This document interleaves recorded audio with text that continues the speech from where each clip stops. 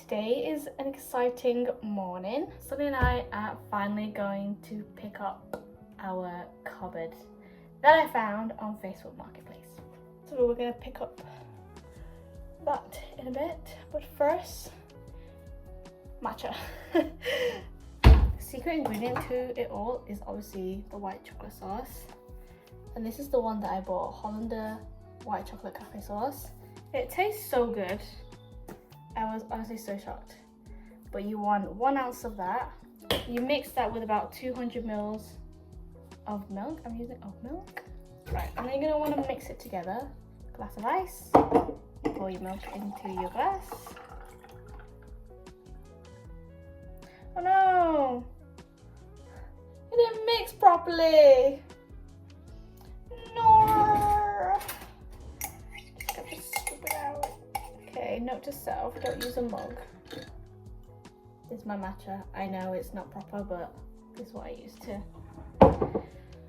make my matcha. And then you want 2 ounces of matcha, or whatever matcha you want. White chocolate matcha. Delicious. Right, just gonna put another squirt of this because I'm not enough. Good morning. Oh, that is good. I just eyeballed everything today because we're in a rush. Yeah. That's probably the best you've ever made it, to be fair. What? It's always eyeballing it. Honestly, every time I eyeball anything, apparently it tastes the best. I must eyeball. Because I can really taste the matcha this time. Yeah, I think it's because I poured more matcha maybe than normal. Maybe you prefer it with more matcha. I do. Okay, that's good now. You stay home, okay, buddy? He always does this when he knows we're about to leave the house. It's like, I'm so cute. Don't forget me. Yeah, and he always does this as well, like a little toddler. All right, let's see if this is gonna fit. This is looking promising, to be fair. Right, so the width is 118, and then the height is 112. Oh no, 122. Sorry. 118. Yeah. It just about fits. It's gonna be tight, that. Alright. We'll see. I mean, look how good. big that looks. We'll be fine. We'll be fine. I'm thinking we'll be fine. I don't imagine. We'll just make it work. Look how big that is. There's a way. There's a way. Yeah. If it's not gonna fit in this, it's not gonna fit in anything. Oh, we are in. He's in. She is in. Auntie, if you're seeing this, don't ever sell your car, please. Should be the new moving car. It's a new moving car. To be fair, yeah, she picked me up from uni and moved all of my stuff from third year of uni back home with this car. So yeah, it's been put to good use. Gorgeous. Look how gorgeous this piece is. The seller said that this was made in 1920s and it was made of fully solid oak, and the reason why we needed to get a big car was because this can't be taken apart, and she basically upcycled it. Apparently it was slathered in paint and you couldn't see all the detail, and I just absolutely love it because like, they don't just make furniture like this anymore. Like, look at the carvings. You go get this in IKEA. Look at the carvings. And then there's space for storage, space for my books, because as you can see, they're currently on the floor. It's just gorgeous, isn't it? And it's so cottagecore and so sweet. I really like it. Do you like it? I love it. Good. Do you like it, buddy? Right, let's try and put it in. We need to clear. Clear out the space. Yeah, we need to clear the space.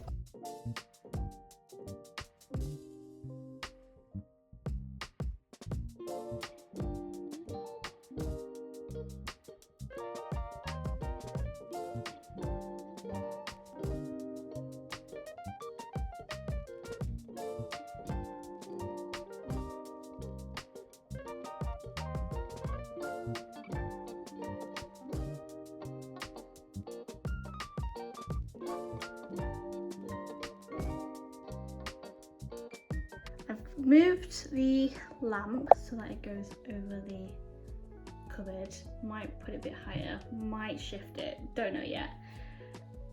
Plant still needs a plant pot. This is, what's her name again? What did I call her? I've just kind of put her there for now to cover the kind of cables and wires there. Obviously this still exposes the cables underneath this. We'll figure something out. But yeah, I think I'm just gonna fill this now. Is it Lando approved?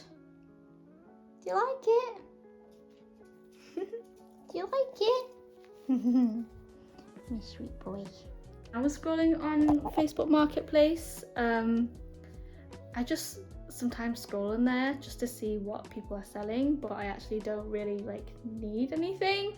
But as soon as I saw this piece, I knew I loved it and had to get it because it's just so unique. So we've been in the house since March now, and the advice I've been given from other people is to kind of live in it and see what you need rather than buying everything all at once.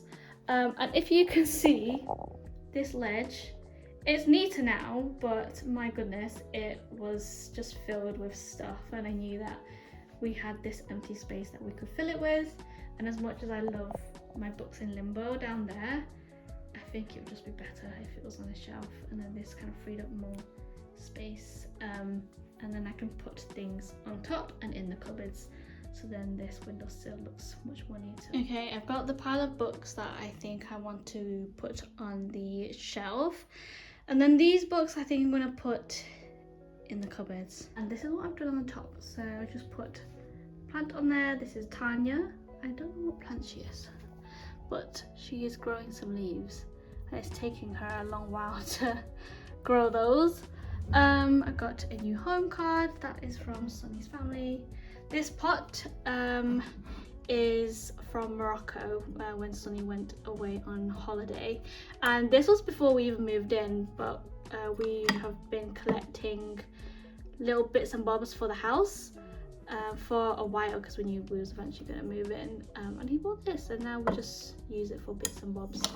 As you can see, I use it to home my different perfumes for work. So this is my current scent. It is the Glossier You Do. It smells so good. Such a nice autumnal, powdery, comforting scent.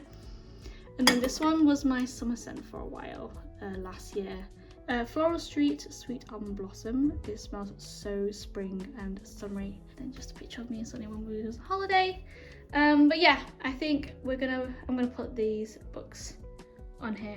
I thought it'd be nice to go through my physical TBR as I was pushing them on the shelves, and it's just a good reminder as well for me to read my physical TBR. Starting with hardbacks, these were kindly gifted to me by Orbit.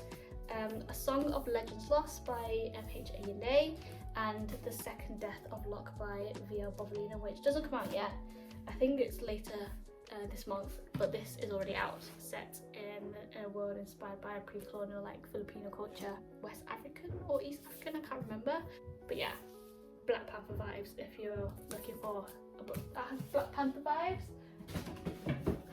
And then this is a lady night book. If you liked The Night and the Moth and The Six Deaths of the Saint, then apparently you'll like this. And I loved both of them, so I'm gonna eat this up. I'm gonna read this later this month. And then in terms of another hardback, this I got as a gift from a Voice EC event. This is a short story collection of Vietnamese writers in the diaspora. I think it's got like Kim Thuy. I read her book called Em, that was really good. It's got Ocean Vuong in it, and it's got Viet Thanh Nguyen and a bunch of other Vietnamese writers as well. I think this would be really good in terms of finding new Vietnamese writers that I've not heard of, so I will get to this. And this actually matches really nicely with the cupboard. A Conjuring of Light, which is the third book in the Shades of Magic trilogy. And then I think this is connected to it. It's the Fragile Threads of Power. I think it takes place after all the events of the Shades of Magic trilogy. There's a buddy read happening at the moment to read the Shades of Magic trilogy. I'm gonna read it along with them. I read the first two as a buddy read with my good friend Rachel, and we absolutely loved it. It was just such an easy read. I absolutely loved it, and it's based in London, like a parallel London, and there's like different versions of London, like red, white and black. If you're not ready yet and you're looking to get into fantasy, it's a really good one to begin with. Books 3 and 4 in the Dandelion Dynasty by Ken Liu. I read book 1 and 2, very good books, but they are so chunky. I've got the first 2 books in, I forgot what series this is called, but it's The Shadow of the Gods by John Gwynne, and then the second book is The Hunger of Gods, and then there's the third book that just came out. But these were actually a gift from a Book Talk mutual. I think she was just clearing out her books, and I think she got the hardbacks and she was giving them away, and I was like, oh, I've not read them yet actually. She was like, oh, let me give them to you. So that was very kind of her, so thank you so much. I will get to them. Apparently there's a badass female character in this, so I can't wait to find out who that is. I think her name's Orca. On These Black Sands by Vanessa Rassanen. This is an indie book. I think it's about pirates, and this was from a book potluck actually. So we all went out for dinner one day and we bought a book that we really loved, and then we all wrapped it in like Christmas paper, and then we pulled it all out of a bag. I actually picked up a book that I had already read. I feel like it was A City of Brass actually, and then I ended up swapping with another person because she had already read this. So this is the one I pulled out at book potluck. When I'm in the mood for pirates, I know what I'm going to be reading. A Day of Full Night by Samantha Shannon. I read book 1, which is The Priory of the Orange Tree. I enjoyed it, but I think it was really long in the end. I think I only rated it 3 stars. But apparently if you didn't like Priory, you would prefer A Day of Full Night more. So again, I just need to decide when I'm going to commit to a really thick book like this. But I love the cover. I think it's very autumn-esque, so maybe this will be an autumn read. Another autumn read vibes that I'm getting is Mark Lawrence's The Book That Won't Burn. I don't know what this is about, but it sounded really cool, so I picked that up a while ago now. Another pirate book is The Adventures of Amina Al-Zarafi by Shannon Chakraborty. It's another pirate book, and I think the main character is a retired pirate. Got Circe by Madeline Miller. I read, what's it called again? Song of Achilles, and that was really good, so I can't wait to read Circe. Apparently it's really good. And like, to be fair, it's quite short, so I could read it in a few days, but I just haven't had the urge to pull out Circe yet. The 10,000 Doors of January by Alex E. Harrow. I love Alex E. Harrow. I think she is one of my favourite authors, even though I've only read 2 books from her. I read Starling House and I read The Six Deaths of the Same. Oh no, and I read The Night of the Butcher Bird actually, which is her latest short story. I absolutely loved Starling House. I was completely taken aback by how much I really enjoyed it, because I didn't think that I would enjoy it as much as I did. Everything was just perfect. The writing, the romance, the plot, it was just all packaged perfectly. If you're not ready yet, then it's the perfect book to read in October. And she has obviously released books before Starling House, so I picked this up at a charity shop. When I saw Alex E. Harrow, I was like, yeah, I'm just gonna buy it. She's releasing a new book called The Everlasting, and I cannot wait to get my hands on that book because I absolutely love The Six Deaths of the Sane, and I think it's based on that short story, so I can't wait. Dark Air by C.S. Pacat. The first book was Dark Rise, and that was so much fun actually. That was a buddy read with some friends, and the reason why I'm putting this off is because apparently it ends on a really bad cliffhanger that makes you want to go into book 3 immediately, but apparently book 3 hasn't even been written yet, so that's why I'm putting this off. But I had so much fun with this. It has themes of light versus dark, good versus evil, it's got knights in it. It was just a really overall easy fun read. The Last Dragon of the East by Katrina Kwan. Gate to Kagoshima by Poppy Kuroki, but it's based on like samurai, like Japanese samurai, and I think she goes back in time. The Tea Girl of Hummingbird Lane by Lisa Lee. This was a gift by a friend. It's historical fiction, but I haven't picked it up yet because I have some thoughts about the author, so we'll see when I get to that. But my friend who read it really enjoyed that. Augmented by Kaneki Udogu. This is a YA fantasy. This came out in June already, but the publisher kindly gifted this to me, which I really appreciated.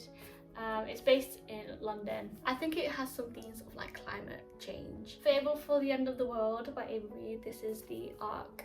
I traded this for, what's it called? The Legends of Menica? Yeah, I've not read an Ava Reid book yet. Not sure this is a good first Ava Reid book to go into. But again, I think it has themes of like climate change and dystopia. This Could Be Us by Kennedy Ryan. This is book 2 in the series, I think, of the sisters. I've not even read the first one, but I saw this in TK Maxx for £3.99 and I couldn't resist. I knew I'd get to it eventually. I think I wanted to read this in summer, but again, I didn't have a really good reading season in summer. It was quite difficult to read, so I didn't get around to this yet. But I will probably next summer, or when I'm feeling a romance. But maybe I should probably go and get book 1 first before I read book 2. And then last but not least, I have The Love Songs of Wode Devoir by Honorée Fanon Jeffers.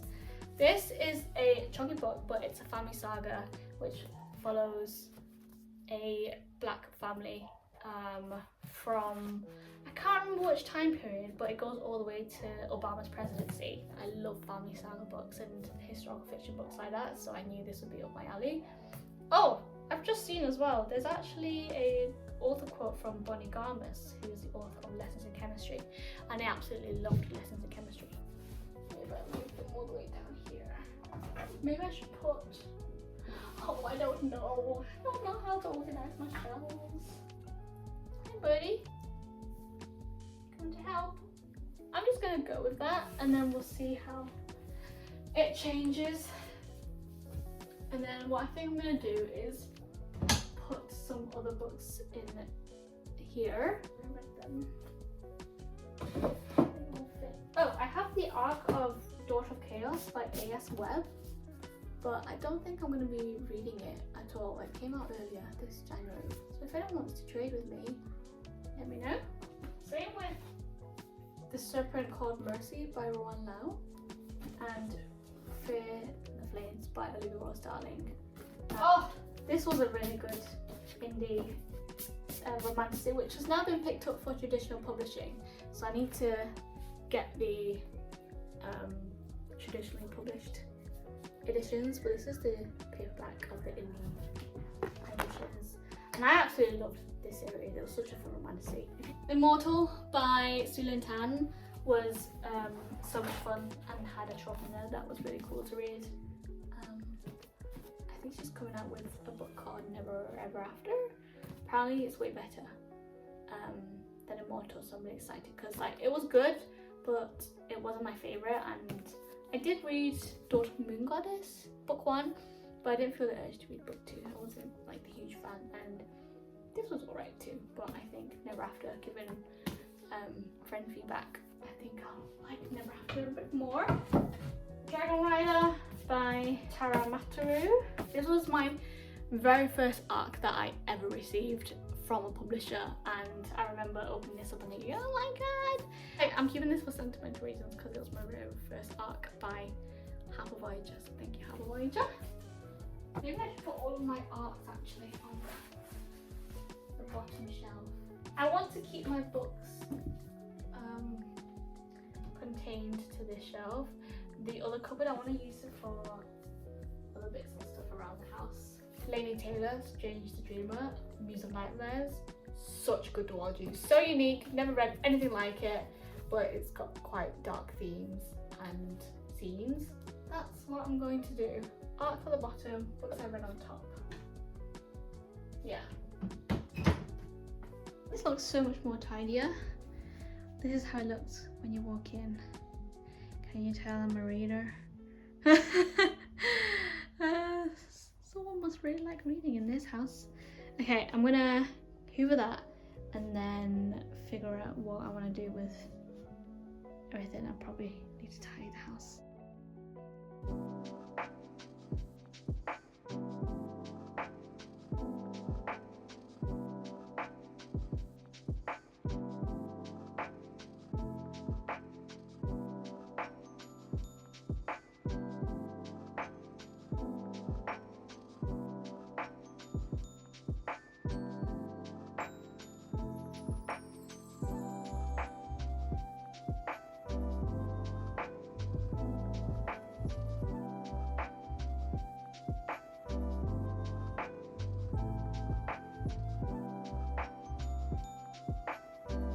Now it feels strange that this has no books on the floor. I was so used to seeing that. I absolutely loved actually the way that it looked stacked up, but this is just way cleaner than putting it on the floor. But I love this little, like, this is the view when you come into the house, and it just looks so cute.